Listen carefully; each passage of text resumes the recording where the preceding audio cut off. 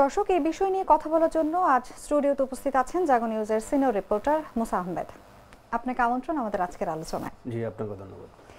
আপনার কাছে শুরুতেই জানতে চাইবো যে শীতকালীন পর্যটন মৌসুমে কিন্তু কক্সবাজার পাহাড় এবং সুন্দরবনে ভ্রমণের আগ্রহ বেড়েছে পর্যটকদের, কিন্তু আমরা বিপরীতে দেখতে পাই সিলেট এবং সেন্ট মার্টিনে পর্যটকদের আগ্রহটা অনেকাংশে কমে গেছে। এর পেছনের মূল কারণগুলো কি, এবং আরেকটু জানতে চাইবো যে যাতায়াত সংকট, বিধি নিষেধ নাকি অবকাঠামো, এই তিনটির আসলে কোনটি বেশি প্রভাব ফেলছে এই বিমুখতায়?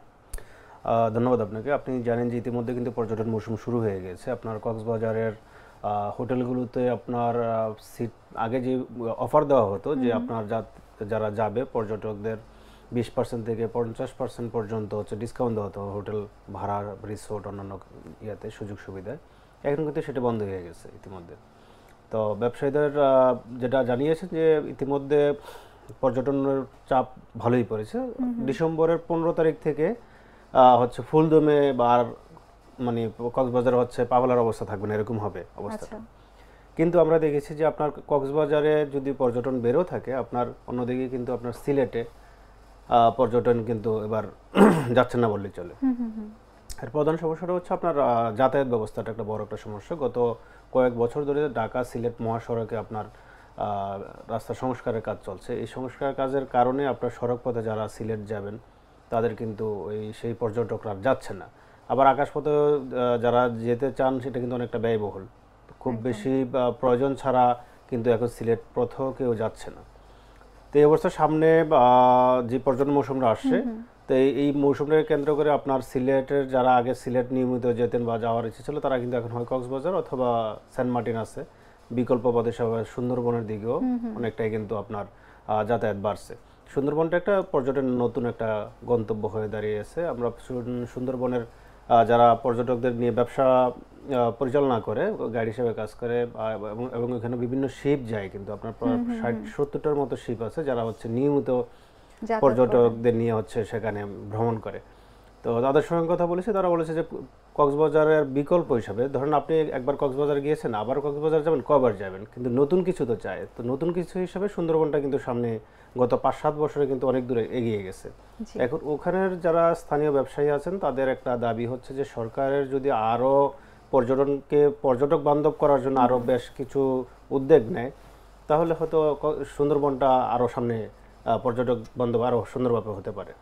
একদমই তাই। এবং সেন্ট মার্টিনের ব্যাপারে একটু কথা বলতে চাইবো যে 9 মাসের একটা নিষেধাজ্ঞা বা সীমিত ভ্রমণ নীতির কারণে এটা আসলে পর্যটন শিল্পে কতটা প্রভাব ফেলেছে। এই যে ডিসেম্বর এবং জানুয়ারিতে ওপেন সিজন বলি আমরা, ডিসেম্বর জানুয়ারিতে এখন ওপেন থাকবে সেন্ট মার্টিন, এই 2 মাসে কি পুষিয়ে নেওয়া সম্ভব এই ক্ষতি?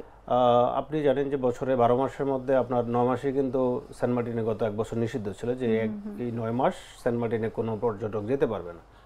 স্থানীয় হোটেল ব্যবসা থেকে শুরু করে কিন্তু সব কিছুই বন্ধ ছিল।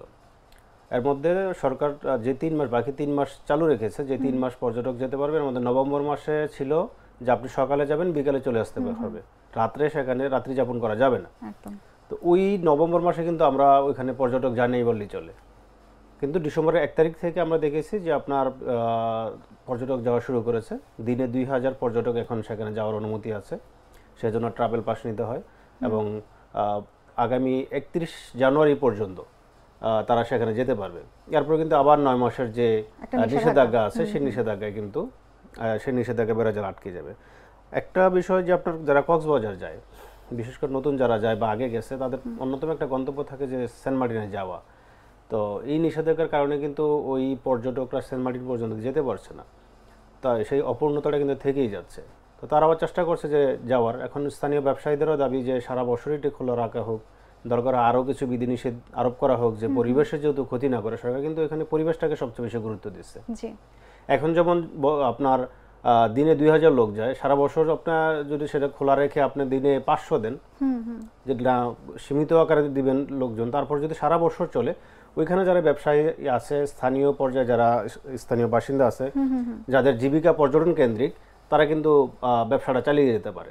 একদমই তাই। তো পর্যটকদেরও একটা দাবি যে না, সারা বছরই চালু রাখা হোক, দরকার বিধিনিষেধ আরো ভালোভাবে প্রয়োগ করা হোক, যেহেতু সেখানে সেখানে কোনো পরিবেশের যেহেতু কোনো ভারসাম্য বিনষ্ট না হয়, সেটা আরো গুরুত্ব দিয়ে যেহেতু সরকার বাস্তবায়ন করে, সেটা করলে আরো ভালো হবে বলে মনে করে পর্যটকরা। একদমই তাই। এবং এখানে একটু বলতে চাইবো যে আমাদের বাংলাদেশে যে রাজনৈতিক যে অস্থিরতাটা চলছে এবং রাজনীতির মাঠে যে উত্তাপ চলছে, এটা আসলে শীতকালীন পর্যটন খাতে কি ধরনের প্রভাব ফেলছে?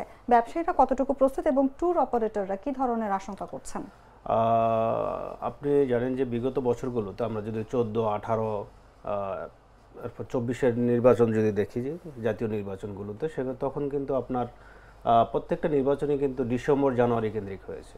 এবারও আমরা আসন্ন যে নির্বাচন দেখছি সেটা কিন্তু জানুয়ারি ফেব্রুয়ারিতে হওয়ার কথা। তো ফেব্রুয়ারিতে যদি নির্বাচন হয়, আপনার কিছুদিনের মধ্যে তফসিল ঘোষণা করবে। এর মধ্যে পক্ষে বিপক্ষে রাজনৈতিক দলগুলো তো আপনাদের দেশে যে কালচার, বাসে অগ্নিসংযোগ করা, রাস্তাঘাটে হরতাল অবরোধ করা, তো এইগুলো কিন্তু আপনার পর্যটনে বড় একটা প্রভাব ফেলে। একদম।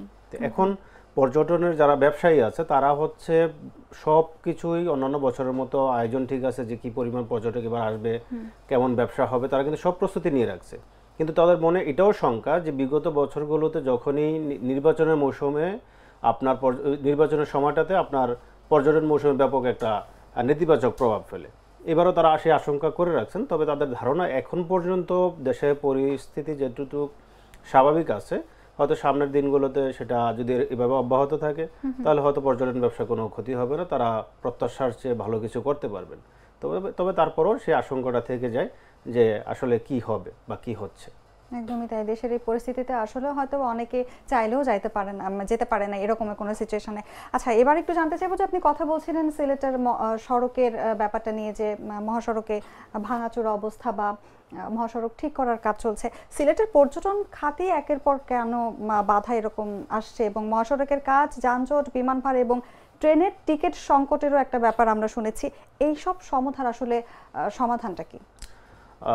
সমাধানটা আসলে সবচেয়ে বড় সমাধান হচ্ছে আমাদের সিলেটে যে পরিমাণ পর্যটক যায়, যদি বছরে আপনার 1 লাখ পর্যটক যায়, এর মধ্যে দেখবেন যে আপনি 80,000-ই যায় হচ্ছে সড়ক পথে বা ট্রেনেও যায়, আবার বিমানও যায়, কিন্তু সেইগুলোর পরিমাণটা অনেকটাই কম। ট্রেনের টিকিটই পাওয়া যায় না।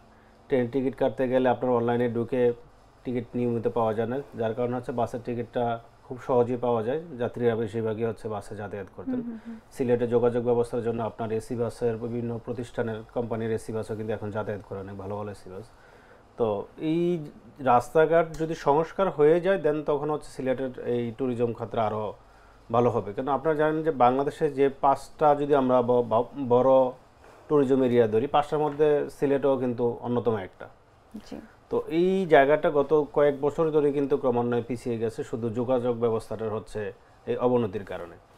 সেক্ষেত্রে আরেকটা করতে পারে সরকার, হয়তো এখন এই ট্যুরিস্ট মৌসুমকে কেন্দ্র করে যদি এমনও হতে পারে যে আপনার রেলের টিকিট যদি অনেকটা ইজি করে দিতে পারে, বা রেলের কোচ যদি সেখানে বাড়াতে পারে, হয়তো সেই ইয়াটাও কেটে যাবে। অর্থাৎ ভ্রমণ পিপাসু মানুষ আরও আগ্রহ হবে যেন সিলেটে বেড়াতে যাওয়ার জন্য। আরেকটা বিষয় হচ্ছে আপনার শুধু তো সিলেট গেলে হবে না, সিলেট থেকে আপনি জাফলং যাবেন, জৈন্তাপুর যাবেন, অন্যান্য যেই ট্যুরিস্ট এরিয়াগুলো আছে সেখানে যেতে গেলে কিন্তু সেই সড়কগুলো ভাঙ্গা। অর্থাৎ গত 2024-এর আগস্টের পর থেকে এখন পর্যন্ত অনেক সড়ক, মহাসড়কে কিন্তু আপনার ওই যেগুলো আগে টেন্ডার হয়েছিল এই গণঅভ্যুত্থানের পরে, সেই আগের যারা আওয়ামীপন্থী ঠিকাদার ছিল তারা কাজ ফেলে পালিয়ে গেছে। অনেক জায়গায় হচ্ছে টেন্ডার স্থগিত আছে, আগে যারা টেন্ডার পেয়েছিল তাদেরকে এখন কাজ করতে দিচ্ছে না। এরকম পরিস্থিতির কারণে কিন্তু আপনার কাজগুলো দেরি হচ্ছে বলে আমরা জানি। তো এটা সরকার চাইলে আবার খুব সহজে কিন্তু সেটা সমাধান করতে পারে। আবার সমাধান করতে এখন যদি শুরু করে শেষ করতে তো 6 মাস 1 বছর লেগে যাবে। এক পর্যটন মৌসুম যে আরেক পর্যটন মৌসুম চলে আসবে, এই অবস্থা। তারপর যত দ্রুত যদি যেটা সমাধান করতে পারে, হয়তো দেশের পর্যটকদের জন্য, ওই অঞ্চলের মানুষের জন্য, যারা ঢাকা যাতায়াত করে তাদের জন্য অনেকটা উপকার হবে।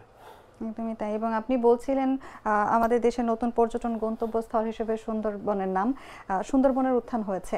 আপনার কাছে জানতে চাইবো যে প্যাকেজ ট্যুর, ক্রুজ বা স্থানীয় অর্থনীতিতে এর প্রভাব আসলে কতটা, এবং সরকারের নীতি কি আসলেই বাস্তবসম্মত নীতি, বা নাকি এখানে আরো কোনো সমন্বয়ের দরকার আছে সরকারের? সুন্দরবন কেন্দ্রিক এখন পর্যন্ত কোনো নীতিমালা তৈরি করা হয়নি যে এই এলাকাটা পর্যটন এরিয়া, এখানে এই বিধিনিষেধ আছে, এরকম কোনো পর্যটন নীতিমালা এখনো তৈরি হয়নি, এটা আমরা জানি। যার কারণে হচ্ছে স্থানীয় পর্যায়ে যারা এখন ট্যুর অপারেটর আছে, পর্যটক যাচ্ছে, তারা নিজ উদ্যোগী কিন্তু সেগুলো পরিচালনা করছে। তারপরেও হচ্ছে আমাদের দেশের ট্যুরিস্ট পুলিশ যারা আছে তারা বিভিন্ন গাইডলাইন দেওয়া, সহযোগিতা করা সেটা করছে। আর এই পেশাটাতে সুন্দরবন কেন্দ্রিক গত 5 বছরে আমরা যতটুকু খোঁজখবর নিয়ে জেনেছি যে প্রায় 1.5 লাখ মানুষ হচ্ছে এই পর্যটন খাতের সঙ্গে জড়িত হয়েছে, এখানে কর্মসংস্থান তাদের তৈরি হয়েছে। এটা কিন্তু একটা বড় একটা অ্যামাউন্ট মানুষের, যে তাদের একটা কর্মসংস্থান তৈরি হলো। আর যদি সেটা ক্রমান্বয়ে বাড়তে থাকে, আরও কয়েক লাখ মানুষের এই ট্যুরিজমের সঙ্গে, ট্যুরিস্ট সার্ভিসের সঙ্গে হচ্ছে যারা জড়িত হবে, তাদের কর্মসংস্থান তৈরি হবে। অর্থাৎ আপনি ট্যুরিজমের জন্য কিছু করলে আপনার পরবর্তীতে কিন্তু সেটা কর্মসংস্থানে তৈরি হচ্ছে। আপনি সরাসরি চাকরি দিতে পারছেন না, কিন্তু আপনি যখন একটা ট্যুরিজম এরিয়া ঘোষণা করবেন, তখন কিন্তু ট্যুরিস্ট যখন যাবে ওই এলাকার যাদের হচ্ছে স্থানীয় আছেন তাদের কর্মসংস্থানের ব্যবস্থা হবে।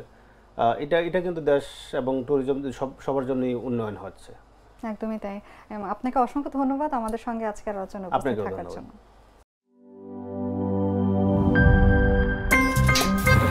আমার একটা স্মার্ট সিদ্ধান্তে 25% গ্যাসের খরচ কমেছে। ভাবছেন কিভাবে?